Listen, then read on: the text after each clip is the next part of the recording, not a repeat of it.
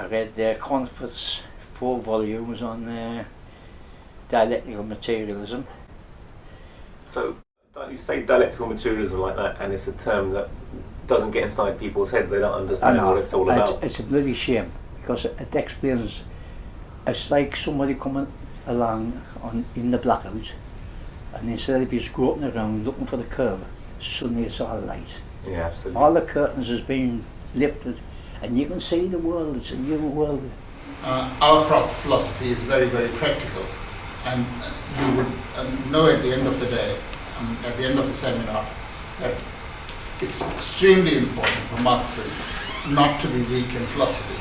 That the moment you are weak in philosophy, you leave a room for all kinds of superstition and all kinds of wrong ideas to creep into your work. If I can start with a small quotation. We must understand that no natural science, no materialism, whatever, can hold out in the struggle against bourgeois ideas and the restoration of bourgeois philosophy without a solid philosophical basis.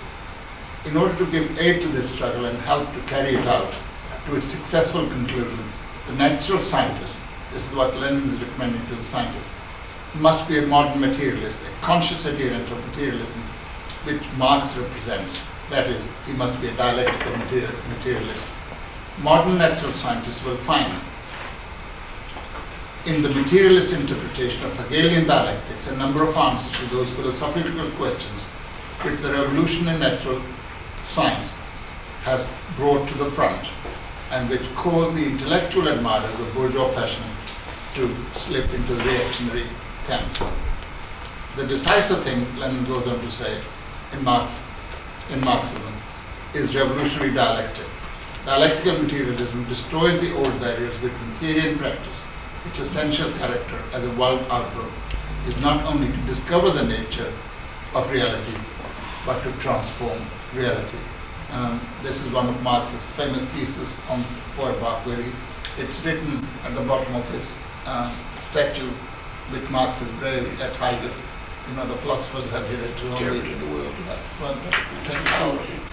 So our theory is not a dogma, it's a guide to action. We look at our theory, it tells us a certain method of approaching the phenomena of nature as well as the social life of society, and it gives us a philosophy which is materialistic in its interpretation, dialectically interpreting the phenomena of nature. That's what dialectical and historical materialism is, and it's the principles of dialectical materialism applied to society which become historical materialism.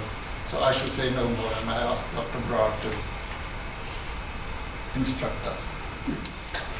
Thanks very much.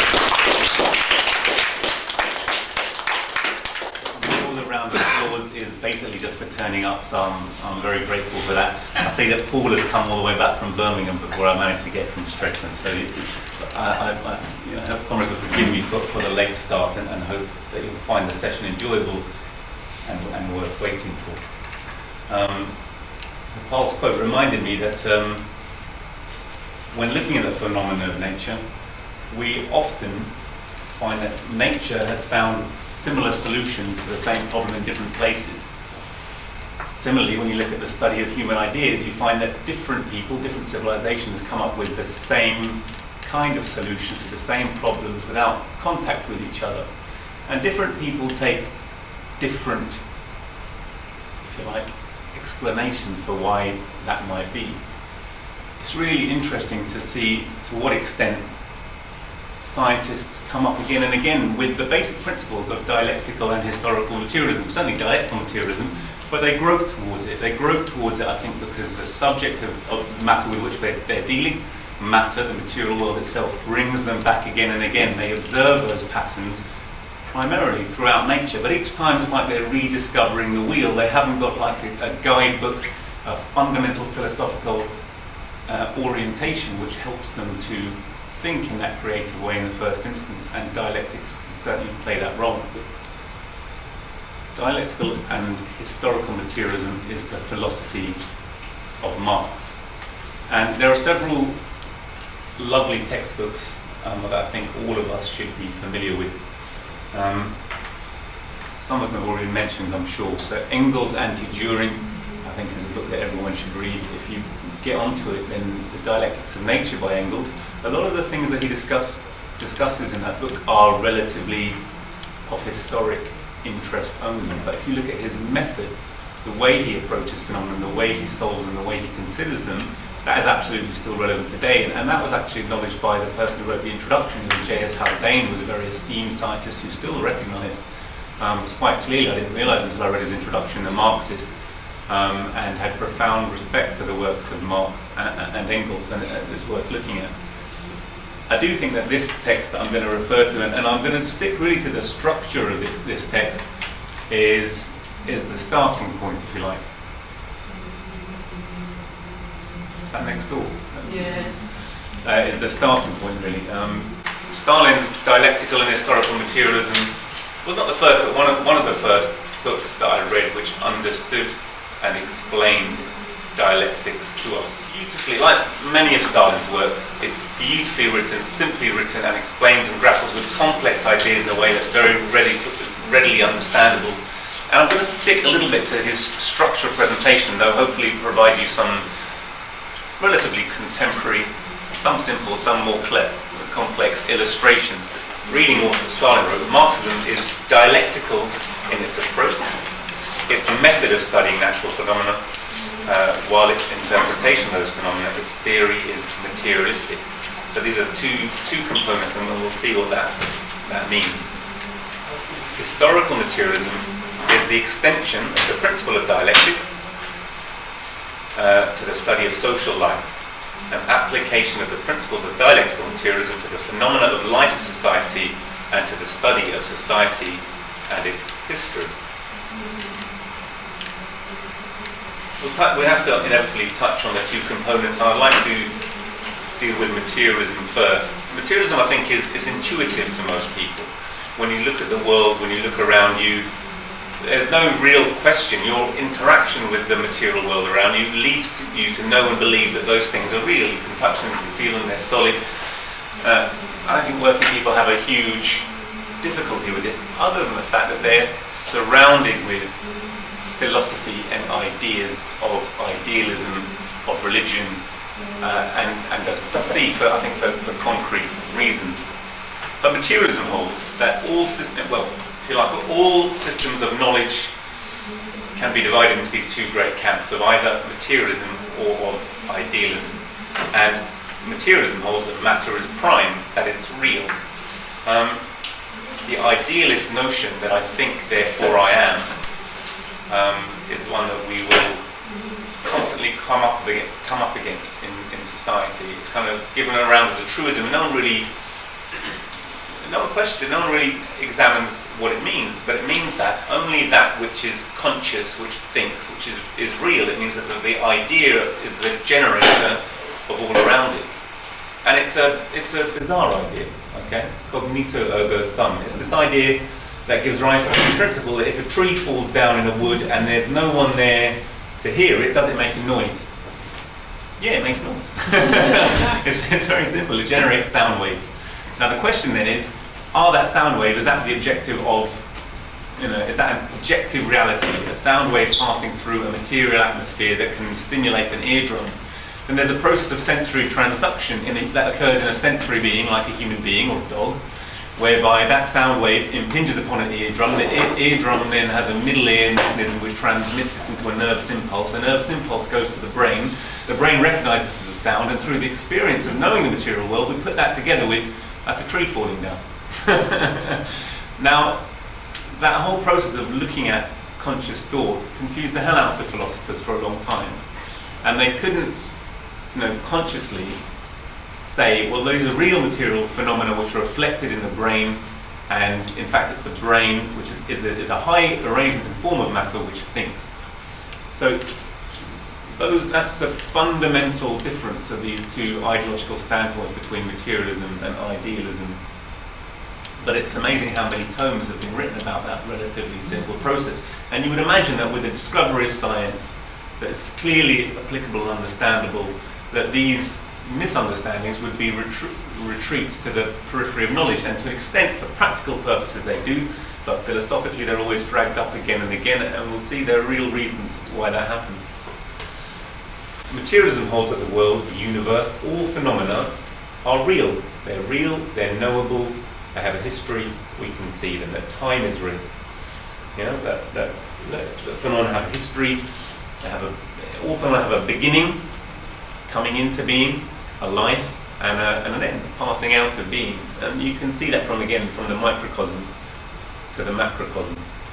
And this applies to thought itself, including human consciousness. So we say that this is a material phenomenon and cannot be separated from matter that thinks. Okay, intelligent systems, which principally, when we think about it, is neural networks, and as far as human beings are concerned, the brain. And you would imagine, again, as neuroanatomy, neuroradiology become more and more complex, that this would be uncontested, but it's not the case.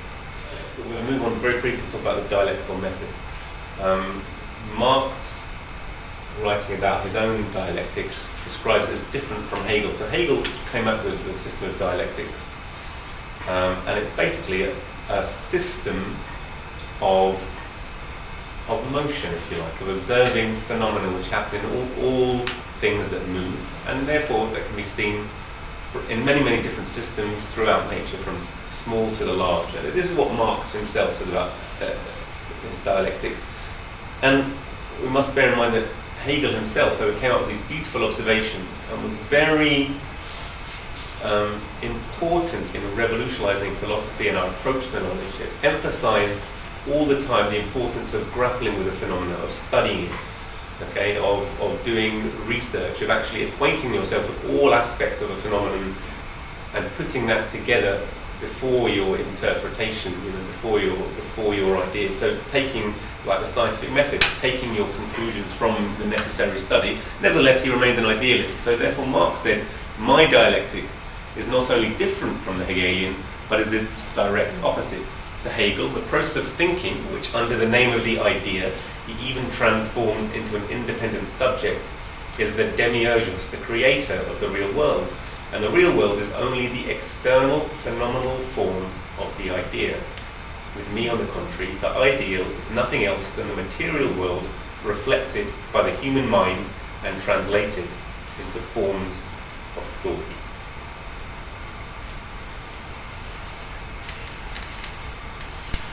We've touched on this already, that idealism regards phenomena to be composed of complexes of sensations, so that sensations become the creator of the external world rather than their reflection. And ultimately the logical conclusion of that ideological mode of thought is one of two things. Either you say that God is the originator, there's some supreme alternative consciousness which creates everything in its own image, as obviously Christianity and the great schools of religion do, but also some branches of philosophy. Or you end up with just the self. Nothing is knowable outside myself. My thought, in fact, is the creator of all. All of you are just a figment of my imagination, and you get into an extreme, what's known as philosophically solipsism. So literally, none of you exist. From that point of view, not only is any action justifiable, I mean, it's kind of a figment of my imagination whether I murder you or make love to you, whatever I decide to do. There's no moral framework other than that which I physically impose upon the world. It's an incredibly individualistic outlook.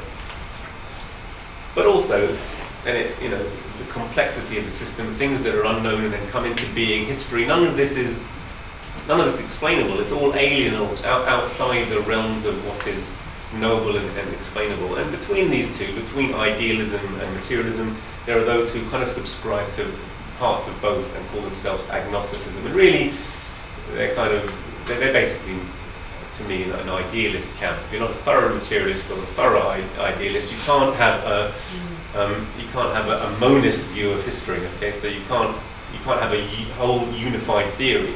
Idealists may be wrong, but at least their theories internally makes some kind of sense. Whereas if you have a bit of yourself says there's spirit and a bit of you there's body, there's no way of finding any place where the two can interact. There are no forces that they have in common.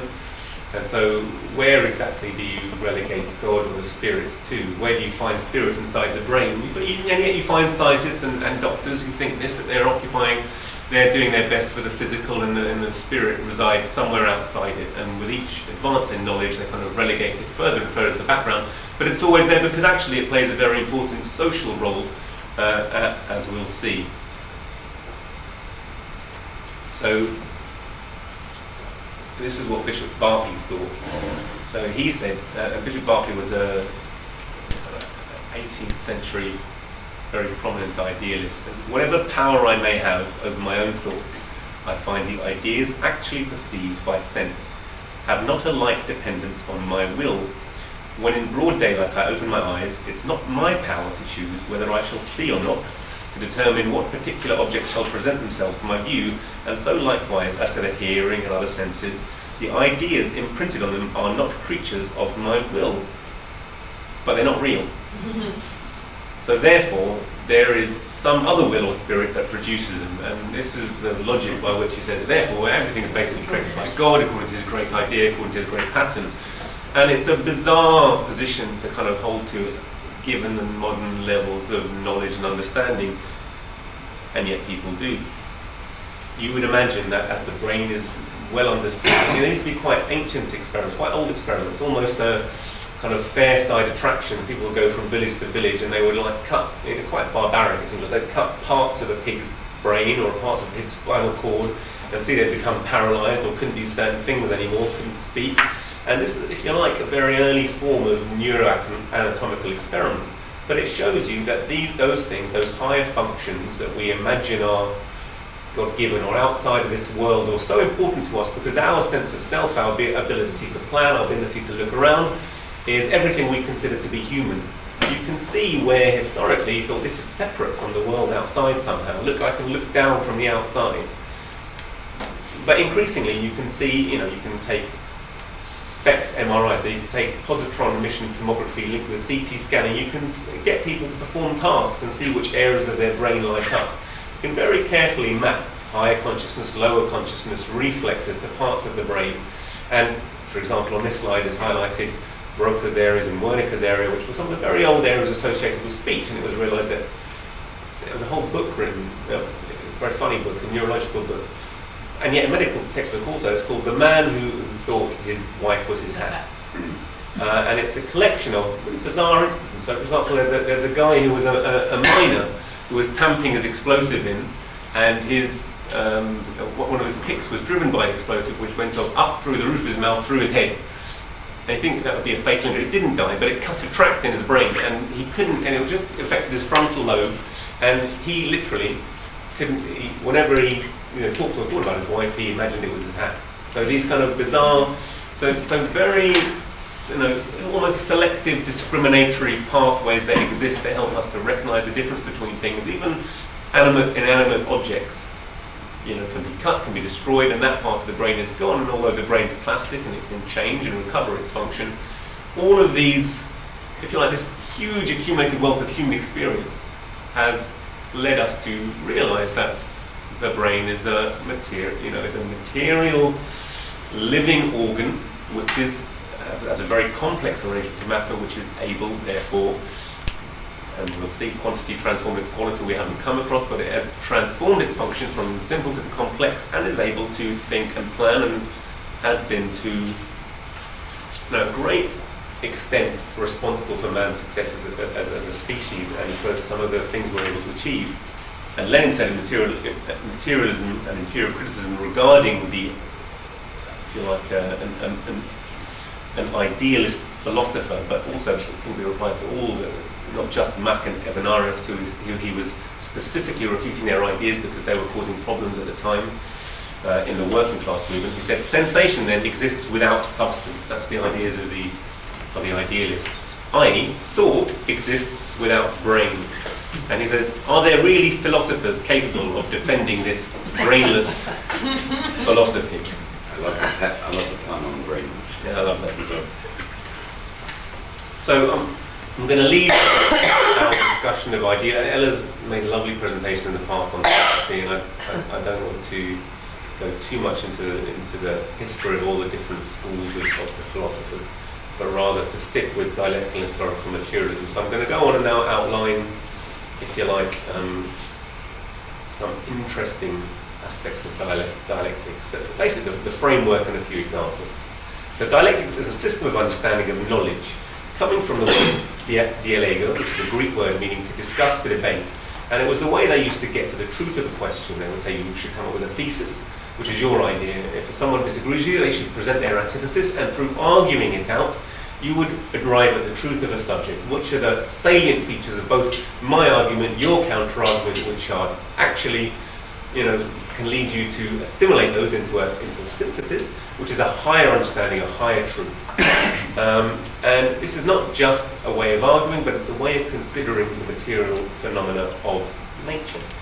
So, more than that, dialectics describes a set of patterns observed in all phenomena, and I think the reason they're observed in all phenomena, the reason they can truly be considered to be universal, is precisely because of the truth of materialism, and that they're common to all, because actually all these systems, more or less complex, from the way an atom works to the way a star is formed to the way human society works, they're all more or less complex systems of matter in motion. And really dialectics is a way of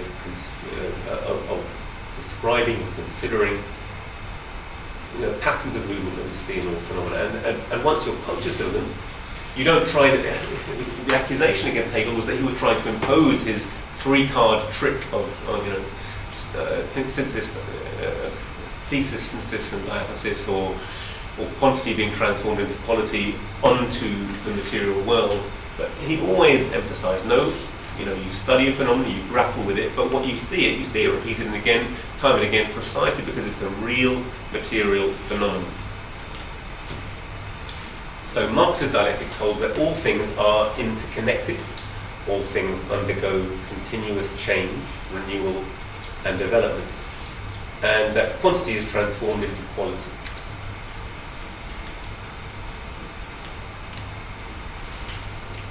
Excellent. This is something that we learned pre-GCSE, isn't it? A cycle, the water cycle, circulation in the body. There's so many examples throughout nature. Let's just stick to a few. But the fact that evaporation occurs, forming clouds pass over the land, form rain. Transpiration occurs from leaves, and there's a cycle of water. So there's a tremendous interconnection between these big geographical phenomena, which were previously considered isolated, was now so mundane as to be uninteresting almost, because it's an assumption. But these great phenomena of rain, why does rain happen? Why, when you cut down the trees, does the environment become dry and barren? Okay, the interconnectedness of these phenomena, the interconnectedness between plants and animals, the carbon cycle, of saying that you can't have life of one without life of the other. When we breathe out carbon dioxide, when we metabolize energy and respire, that carbon dioxide is essential to the life of plants. Plants breathe in the carbon dioxide and create oxygen for us. All this interconnectedness of phenomena of life are a fact with which we're all familiar. So the idea also of global warming, I think, has to be considered in this context. That man's activity affects the life of the planet around us. That if we burn enough fossil fuels and we create a greenhouse effect, the temperature of the planet will warm. You cannot look at a phenomenon in isolation, and yet, politics and material interests drive humanity to do so. There's a huge lobby of climate change deniers in the United States, and they're very much connected with the gas and oil industry. They're very much connected with republicanism, and they have a tremendous influence via the media on the consciousness of people. Trying to deny there's any connection between the activity of man and the environmental consequences. That you must look at things in isolation. There's no, huge amounts of money is poured into refuting what scientists discover naturally in the course of their activities, precisely because material interests lead the bourgeoisie to defend even that which threatens the very existence of humanity. I think it's interesting in this context just to think about this Gaia hypothesis. So the extent to which systems are interconnected and interrelated. Science has this dichotomy because always, in order to understand a phenomenon, you need to try and break it down and look at a phenomenon in isolation in order to, first of all, to gain the knowledge and understand it. But then in order to truly see the way it works in the real world, you have to then put it back into a much more complex system of interactions with those other phenomena around it. And looking at this, there was a biologist, in fact, who came up with the idea, and it was James Lovelock in the 70s, that essentially all living things on Earth function as one superorganism that changes its environment to create conditions that best meet its needs, with the ability to self-regulate critical systems needed to sustain life. Basically, there's interconnectedness. What he's saying is all things are interconnected on Earth.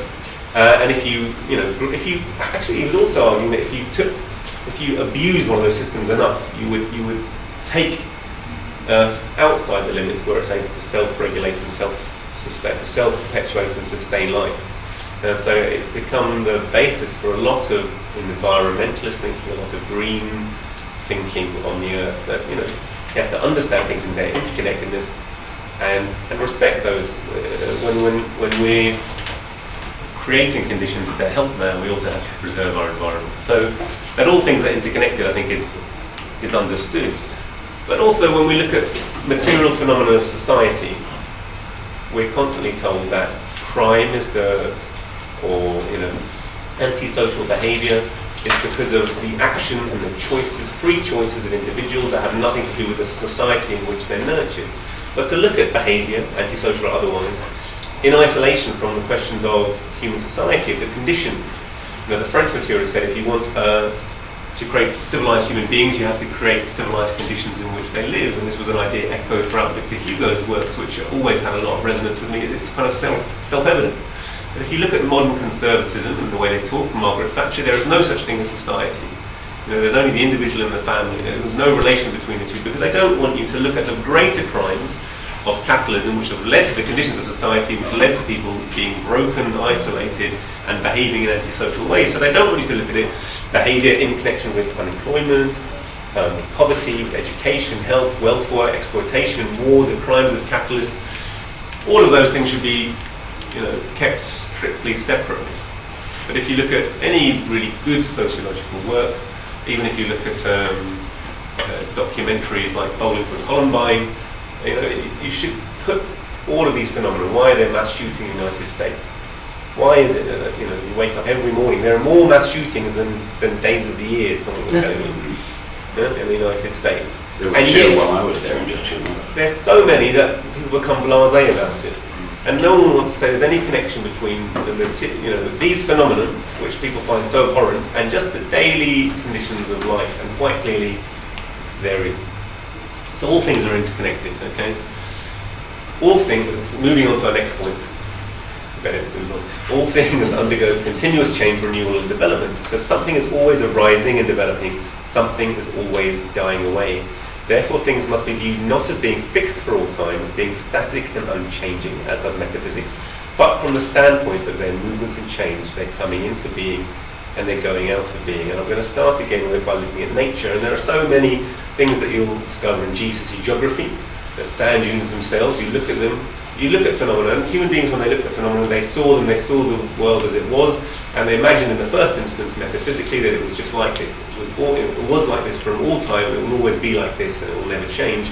The more you study every phenomenon in nature, you see everything arises and develops, whether it's a simple sand dune, which starts just by wind blowing, sand into mounds, which get larger and larger, more and more established, get colonized by plants, etc., and become, persistently into a mature dune, and then actually into transition into the land. So, something that we all study in GCSE geography, Oxbow Lake. I remember. If you see a lake, you think, it's just a lake, but actually, a river itself, the course of a river is not fixed and static; it changes constantly.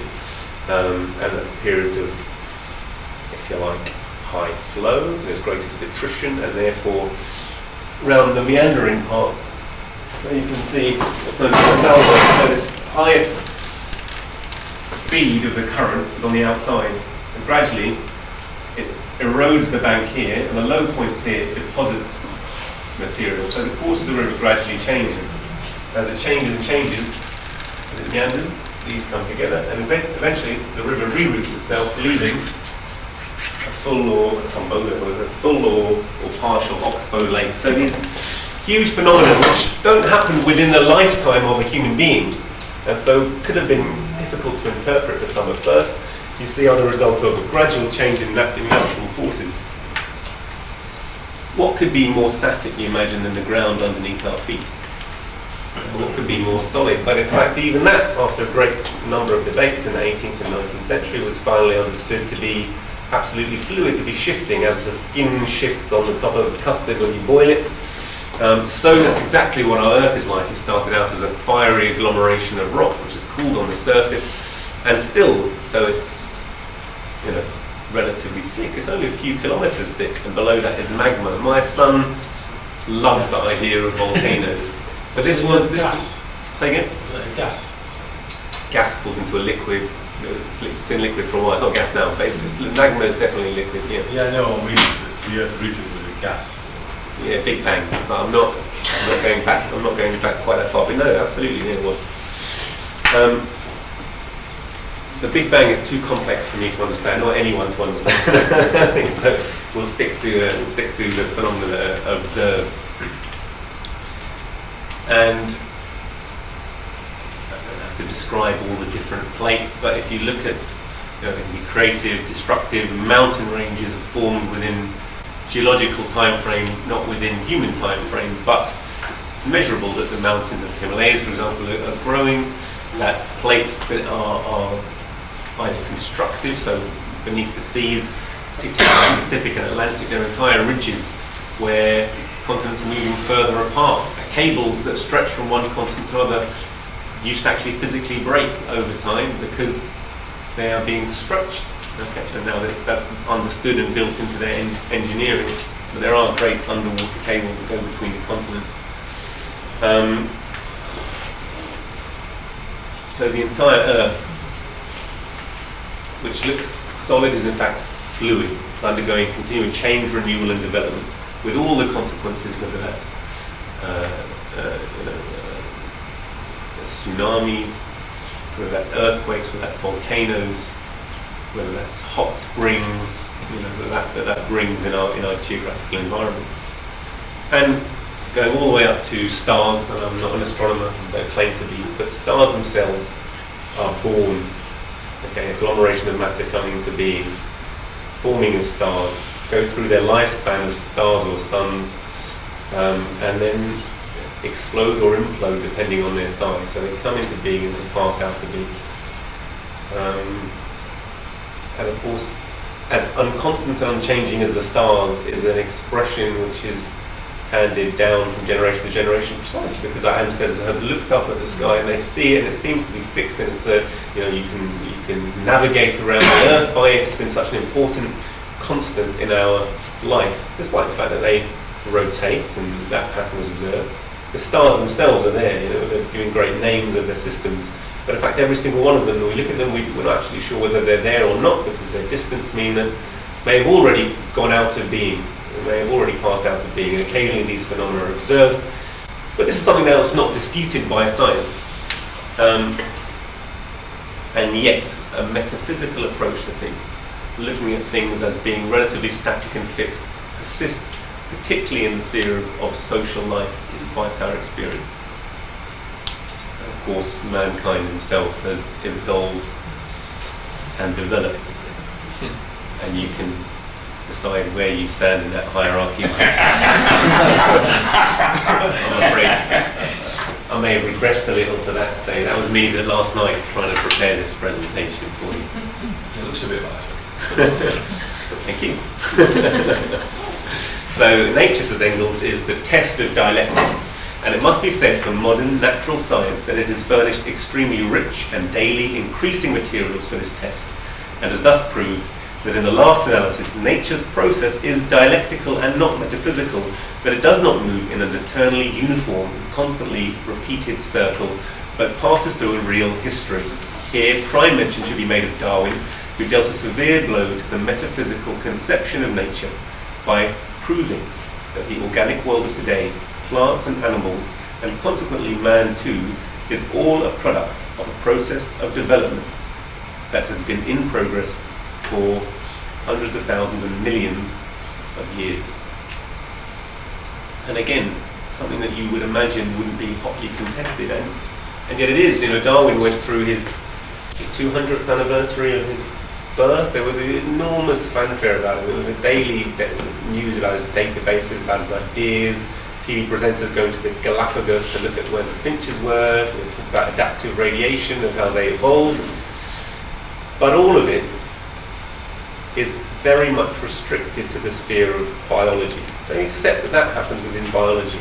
None of it is very carefully presented in a way not to challenge the idea of God, not to have any idea that society itself could be fluid or static or dynamic or changing or evolving. And equally, they don't concentrate on the manner, on the pattern of development, just that it happened and we're sure it happened, and wow, isn't it a great idea?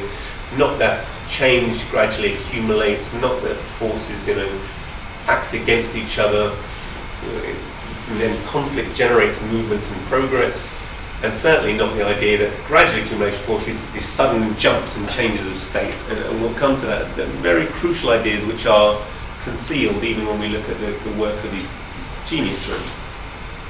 So we're going to come now to this idea that quantity is transformed into quality. What does it mean?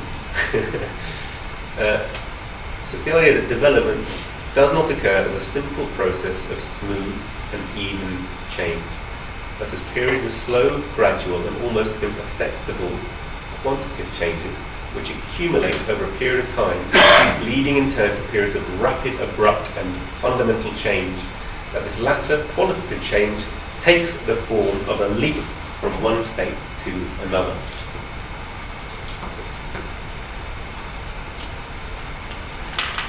I'm praying. When a solid gets warm enough, it melts. To explain what's happening, imagine you can see how the particles in a solid are arranged.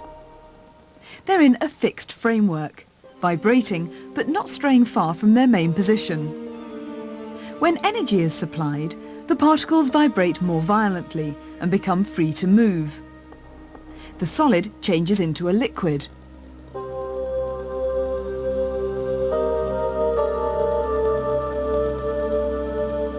Melting involves a transfer of energy. This can be illustrated by putting an ice cube in a sealed container, leaving another one empty. The air on the left is at 25.5 degrees Celsius. As the ice melts, it takes energy from the surroundings. The temperature of the air in the right-hand container has fallen by about 3 degrees. Energy is also needed to change a liquid to a gas. So, what's happening to the particles this time? In a liquid, the particles are free to move around. Heating causes them to move around more quickly. Those which have enough energy escape from the liquid, forming a gas.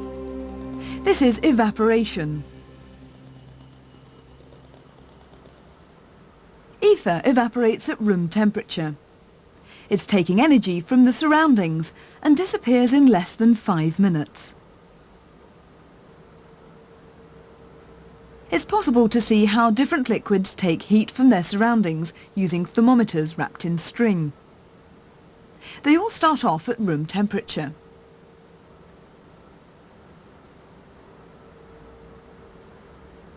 The string absorbs the liquids. Number 1 on the left is a control. Number 2 is dipped into water, 3 into ethanol and 4 into ether. As soon as the string leaves the liquid, evaporation gets underway.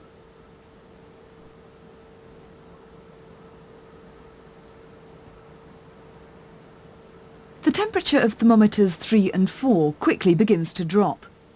As the liquids evaporate, they're taking energy from the string, the air, and even the bulb of the thermometer. So, which has taken most energy from its surroundings? Liquid 2, 3 or 4?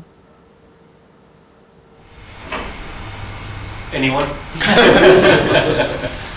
Will this be on the test? 7.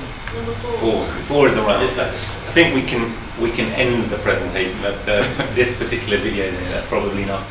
The main point of that is to say that we are familiar with these very basic concepts of the world composed of matter. That the different states, solid, liquid, gas, are the same matter, created in different energy states. That you gradually, so you take ice and gradually give it more energy. And ice is fixed, the molecules are fixed by hydrogen bonding into a fixed pattern. And they're just sitting there. All matter is in motion and it just vibrates. It just has vibrational energy, but it stays around the same mean point. As you heat it, it gets more and more vibrational energy to the point when you break its hydrogen bonding and the molecules are free to wander over each other. And you get the different properties from ice, which is solid and sits there as a lump, to freely conformable liquid, which will take the shape of any container it's put in, but still relatively close together. And it has vibrational as well as translational and rotational energy, so the molecules can slip over each other and they can spin around and they can vibrate as well. And then you keep on heating it, and all I'm doing is adding, so quantitative changes in its energy state, gradually heating, and in fact, water will expand gradually. It'll get to the molecules get slightly further away from each other, but they still adhere to each other. They have van der Waals forces which attract to each other, and they stay as a liquid. They stay having the same basic properties until you get to a point, again, which is the latent heat of evaporation, or the boiling point, whatever you want to call it, when they have so much energy they overcome the bonded forces that are holding them together, and they literally fly apart. And at that point there's a rapid and sudden change from one state to another. So it's just quantitative increases in their energy state and their temperature which lead to a qualitative, a total rearrangement of the entire way the system is rearranged. And that again is a phenomenon. So quantity transforms into quality. So it's an idea that everyone's familiar with, and yet when you go and say this to any GCSE, A-level, even scientists, they will say, what are you talking about? They've never thought about the phenomenon in that way. They've never think that it's something that's reproducible that they're going to see in other places. But it's an absolutely general phenomenon of nature. Chemistry, said Engels, may be called the science of qualitative changes which take place in bodies as the effect of quantitative changes in their composition. And to illustrate the point, he used ozone. He said you take oxygen, a single molecule, put them together, you get oxygen with all the properties we know. We use it to breathe, it supports combustion.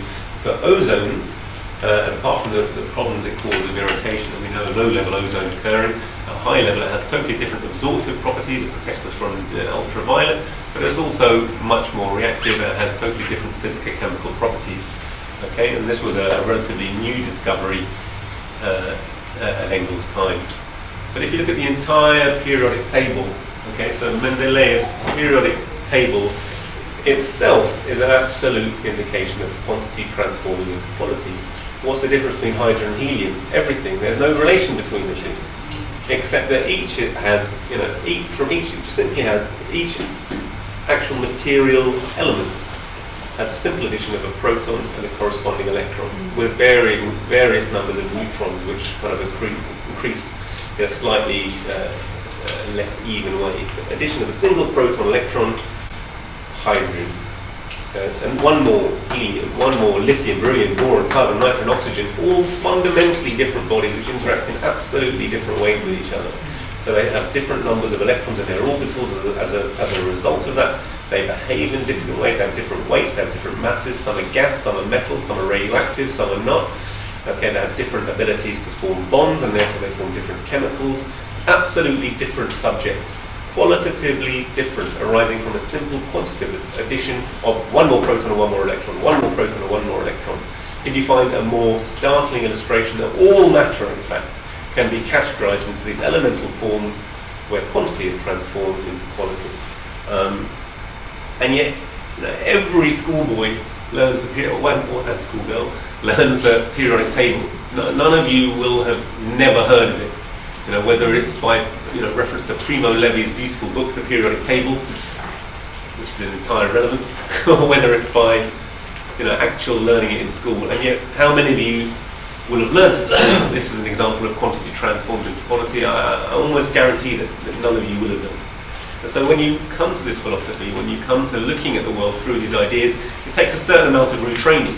You have to look at those phenomena again, and you have to take some time to reconcile what you have learnt about science. You can be a scientist, you can have a PhD in science, and yet these ideas can seem at first new, different, alien. I remember when I first learnt about them, I wanted to challenge them. I was studying chemistry at university. I thought, no, that's rubbish. That doesn't happen. We don't learn that. And only you have to have careful thought, studying the ideas and then studying material reality and actually seeing their increased applicability and generalizability. And they're tremendously powerful ideas. If you look at the evolutionary record, I have Jehovah's Witnesses. Jehovah's Witnesses is something that comes a lot recently, because I talked to Billy Vincent and he said we must go door to door to see people, to sell them our papers and to give them our ideology. And you think, that's a bit like a Jehovah's Witness. But he's very keen on that idea. Jehovah's Witnesses, when they come and they sell you their ideology, antediluvian as it is, they'll give you their magazine and they will tell you that fossils are not real. The fossil record is not real. It's something that God has put there on earth to test your faith. Have you ever heard that idea? Has anyone ever familiar with that idea? They will tell you that. And then God succeeded. And then they will point out that but otherwise there would be this whole transition of fossil forms. In fact, there aren't. There's loads missing. It's all random. And modern evolutionary theory has also come up with the idea of punctuated equilibrium. And they basically say it's not just a gradual, slow transition, but what happens is there's a gradual build-up of genetic changes in response to environmental stimulation, which accumulates and leads to a sudden quantitative leap. And actually, there's a very rapid transition from one species to another after a long period of adaptive pressure from the environment and accumulated very, very slight advantages from different genetics. Suddenly leads to big changes in the appearance of species and, indeed, development of new species. So again, there was even when you had new species, there was interaction between species. So over time, new species can no longer interact with each other. So there is a transitional phase as well. Of course, there's a transitional phase. Let's just talk about the manner in which the transitional phase occurs. And again, it's actually seen that there's this periods of very slow change and periods of rapid change. And that those are not ideas that Marxism has imposed upon the discipline, but the discipline has come up with the idea of its own without any reference, without even any knowledge that there was this phenomenon, quantity transforming into quality. And it's described it precisely because it's a real material phenomenon. That's really, I think, is the power of the observation that it's not Marx or Hegel who's imposing it on the field of knowledge. They themselves are coming up with it because it's a real material phenomenon, but absolutely confirms the correctness of this ideological and philosophical outlook. So internal contradictions are inherent in all things and phenomena in nature. They all have their negative and positive sides, a past and a future, something developing and something dying away. So that this struggle between opposite tendencies is an internal driving force behind the process of development. Development is the struggle of opposites, to quote Lenin again in Empirical Criticism. And I think we all know that atoms themselves are held together by a mixture of neutral, positive and negative forces, that the idea of splitting the atom and releasing these tremendous latent forces has been the basis of the nuclear desire for nuclear energy and nuclear weapons. But just the simplest of reactions, simplest reactions that happen inside your body every day that are responsible for keeping your body in the right pH balance, that when we burn energy inside us using the correct cycle to release energy, we produce carbon dioxide from sugar, basically, from burning sugars and carbohydrates and fats in our body. Carbon dioxide combines with water to form a weak acid, carbonic acid.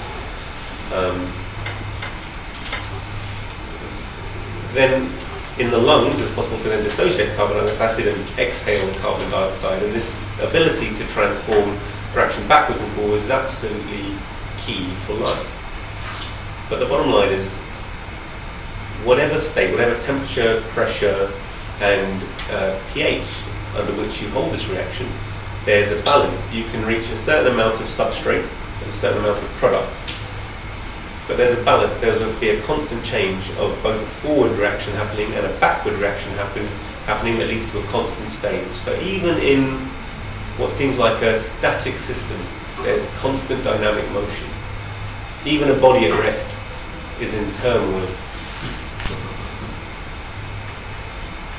I'd like to look at this as well. So for a reaction to happen, this is the same reaction, there's a certain energy of activation to force the carbon dioxide and water together to form its products. And yet, once you achieve those products, a new state, given a certain physical set of properties, temperature, pressure, environment, you reach a lower energetic stage. But nevertheless, there's an energy, a certain level of excitation that's necessary before you kick off the reaction in order to reach a more stable state. And I think there are clear societal parallels for that as well. We don't have to go in right now. But that energy of activation can also be changed and modulated in the presence of a catalyst in a chemical system. Can mean you need a much lower energy of activation in order to achieve your final rearrangement. And it's quite clear to me that that is the role of Marxism, the role of ideology, the role of a communist party in terms of society in order to reach a more final and more stable societal state.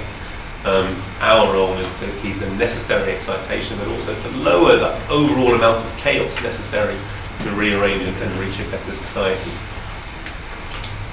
Looking at that again, so this is another scientific expression of the same basic idea that if there's a reaction from A going to B, at the same time there's a reaction from B going to A. So when the reaction starts off A to B, there's once the two reactions going forward and backwards reach an equilibrium, they seem to achieve a relatively stable state. So there's an equal rate of two opposite forces. So even a body which seems to be at rest, a system which seems to be not in motion, is a complex of opposing and antagonistic forces, action in equal and opposite directions. I think that's a nice way of looking at it. That there's so the seesaw can be absolutely still, but it's a product of forces acting in opposing directions. So motion is the mode of existence of matter, and even that bodies that are at rest are in fact in turmoil. It's not entirely intuitive, and the more you think about it, the more obviously correct it is. And just to take that to the kind of final logical conclusion, Marx in Poverty of Philosophy has a lovely quote where he's talking about the erroneous economic theory of the anarchists. And he says the only immutable thing is the abstraction of motion itself, or as that's kind of bastardized, if you like, as the popular form, the only constant is change. I hear people say it all the time without kind of attributing it to its author or to the school of philosophy to which it belongs. But it's a very profound idea. So historical materialism states quite simply that if all systems are more or less complex forms of matter in motion, then the principles of dialectics can also be applied to the study of society, and the application of these principles to the study of life and history of society leads us to some conclusions. And really, I think that's the body of the substantiation that I'm going to provide. And I'm just going to, towards the end of the presentation, just go through quite succinctly ideas that will, I think, be familiar to you, but won't be familiar and rational to everyone in our society, and to see that they're an extension of the same philosophical outlook applied to the study of society, the history and life of mankind today. So human society and its history cannot be artificially separated from the rest of the material world, but that is obviously the effect of an idealist output, which puts ideas, the mind and consciousness, as entirely separate from all material phenomena, and therefore says whatever you discover about the material world can't be extended into the realm of ideas, into the realm of human society, into the realm of life. It's to put this artificial Chinese wall between it, and that's precisely its use to an exploitative society, to the bourgeoisie especially, who look at the working class and say your position is to be exploited for all time. So it too follows laws of development of human society which are knowable and must be studied and understood by the proletarian party. And in this light, history is not merely an agglomeration of accidents, but the study of the development of society according to regular laws. The struggle for socialism is taken forever from the realm of dreams and put on the precise foundations of a science by this outlook. And it's in this sense that Marx and Engels are the founders of scientific as opposed to idealist or utopian socialism. So if the world is in a constant state of development, if the dying away of the old and the upgrowth of the new is the law of development, then it is clear that there can be no immutable social systems, no eternal principles of private property and exploitation, no eternal ideas of the subjugation of the peasant to the landlord, of the worker to the capitalist, as Paul was telling us with his contractual negotiation between, free and equal contractual negotiation between he who holds the means of production and he or she who has nothing. You can see that's never going to be an equal negotiation, but there's no immutable law of exploitative society. Hence the capitalist system can be replaced by a socialist system, just as at one time the feudal system was replaced by the capitalist system. And we know that not only from the sphere of philosophy, but we know it from the sphere of practice, which is why, of course, yesterday we held our fantastic event to celebrate the October Revolution, and that's precisely its practical significance. It's possible to get rid of exploitative society.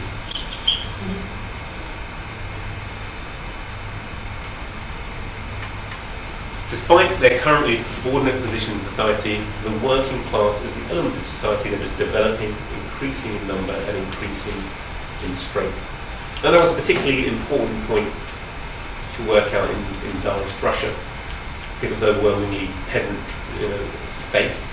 But the working class is the modern class of society, the proletariat, the propertyless, the most revolutionary element. So it's precisely a study of society, human society, in the light of a dialectical materialist outlook that would have enabled Marx to reach that conclusion at a time when the proletariat are by no means the majority of the population of the world or of Europe. Lenin and the Bolsheviks to reach that conclusion. The Chinese also reached that conclusion despite the fact they were overwhelmingly peasant. They based their ideology on a working class ideology, and any successful revolutionary system has to firm alliance with all the exploited masses, but nevertheless the working class, the most revolutionary element, have to be leading the way, and they also represent the future of humanity. All humanity will become working class in the process of the struggle, in the process of the development of capitalism, of its degradation of feudalism, and our struggle for socialism. We will proletarianize all remaining aspects of the peasant class as well, to their huge benefit. So again, an important societal conclusion coming from a dialectical materialist analysis of society. Further, if development proceeds through the disclosure of internal contradictions by way of collisions between opposite forces on the basis of those contradictions, then it is clear that the class struggle of the proletariat is a quite natural and inevitable phenomenon. Hence, we shouldn't try and cover up the contradictions in the capitalist system, but disclose and unravel them. We must not try to check the class struggle, but carry it to its conclusion. We shouldn't be looking for third ways of compromises between the workers and the bourgeoisie, of the Blairite model or the social democratic model, which really all amounts simply to the perpetuation of capitalism, of exploitative society. But if we want to bring workers to power, we realize actually the way in which it's happening is through the class struggle, it's through the contradiction between workers and capitalists, and the job, in fact, is to point the way forward once you've realized workers need to become the ruling class, but in fact to carry that class struggle to its logical conclusion, which is precisely take it to a revolutionary conflagration, a remodeling of society on a higher or more stable form. So further, if the passing of slow quantitative changes, gradual accumulation of injustice, pent-up anger and frustration, realizing that this world and the system is not set up to actually meet the needs of the vast majority of human beings. So the slow quantitative changes passes into rapid and abrupt qualitative changes is a law of development of all things, including society, then it's clear that revolutions made by the oppressed classes are a quite natural and inevitable phenomenon. And the study of history quite clearly shows that, from slave rebellion through, bourgeois uprisings, through modern Soviet history, through the history of all working people, through the national liberation, anti-colonial struggle. Revolutions are everywhere, and they're happening today in modern society. And it's not Marxist that makes it. As much as I love to imagine that our party has the power to make these revolutions happen, they're quite happening independently of our will. Okay, so quite clearly are a product of development of human society. Hence, in order not to err in policy, we must be revolutionary and not reformist.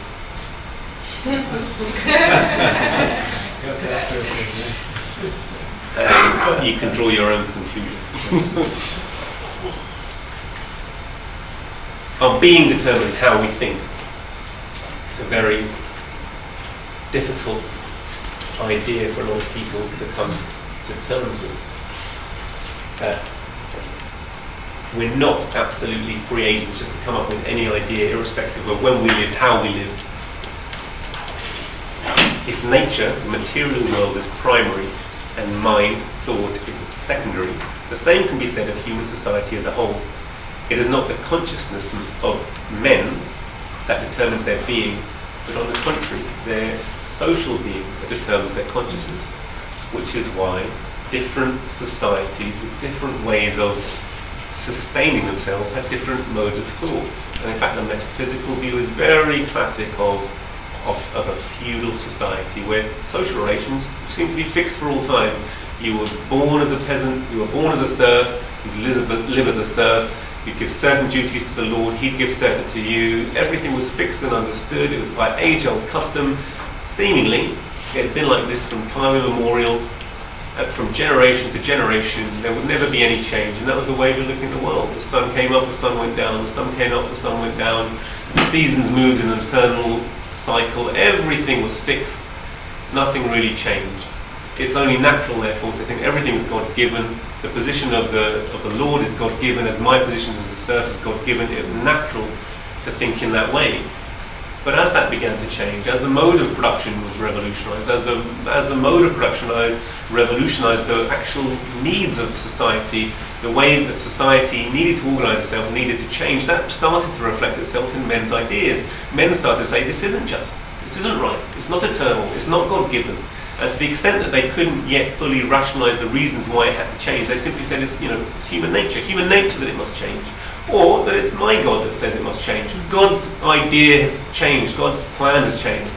God's working his way through me. Cromwell was the great believer, God's Englishman come to get rid of the feudal nobility. But actually what they were doing is saying our way of producing our subsistence is changing, our needs of organising society has changed, and therefore no taxation without representation. If I have economic power, if now I'm the power in the land, I want political power, and my whole thoughts were revolutionised. Hence, in different periods of history of society, different social leaders, theories, views, and political institutions are to be observed. If under the slave system we encounter certain social ideas, theories, views, and political institutions, under feudalism others, and under capitalism others still, this is not to be explained by their nature, the properties of the ideas, theories, views, and political institutions themselves, but by the different conditions of the material life of society at different periods of social development. Having developed productive forces to a tremendous extent, capitalism has become enmeshed in contradictions which it is unable to solve. By producing larger and larger quantities of commodities, reducing their prices, capitalism intensifies competition, ruins the mass of small and medium private owners, converts them into proletarians, and reduces their purchasing power, with the result that it becomes impossible to dispose of the commodities produced. On the other hand, by expanding production and concentrating millions of workers in huge mills and factories, capitalism in China increasingly, capitalism lends the process of production a social character and thus undermines its own foundation. Inasmuch as the social character of the process of production demands the social ownership of the means of production, Yet the means of production remain private capitalist property, which is incompatible with the social character of the process of production. These irreconcilable contradictions between the character of the productive forces and the relations of production make themselves felt in periodical crises of overproduction, and it will not have escaped your notice that we are passing through the mother of all crises of production, comparable to the 30s, which with all the consequences that it led to the drive to, Second World War and all that we witnessed since. Make themselves felt in periodical crises of overproduction when the capitalists, finding no effective demand for their goods, owing to the ruin of the mass of the population, which they themselves have brought about, are compelled to burn products, destroy manufactured goods, suspend production, and destroy productive forces at a time when millions of people are forced to suffer unemployment and starvation, not because there are not enough goods, but because there is an overproduction of goods. Society is hurled into barbarism precisely because there's too much civilization. This means that capitalist relations have ceased to correspond to the state of productive forces of society and have come into irreconcilable contradiction with them. This means that capitalism is pregnant with revolution, whose mission is to replace the existing capitalist ownership of the means of production by socialist ownership. This means that the main feature of the capitalist system is a most acute class struggle between the exploiter and the exploited. Thank you for listening.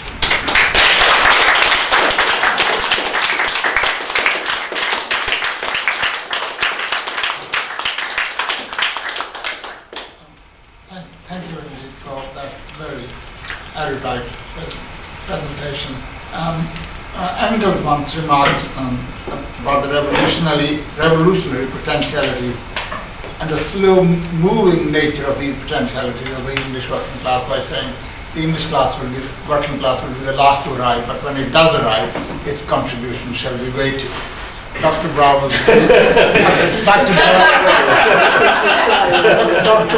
was late in arriving, but when he did arrive, his contribution was weighty. I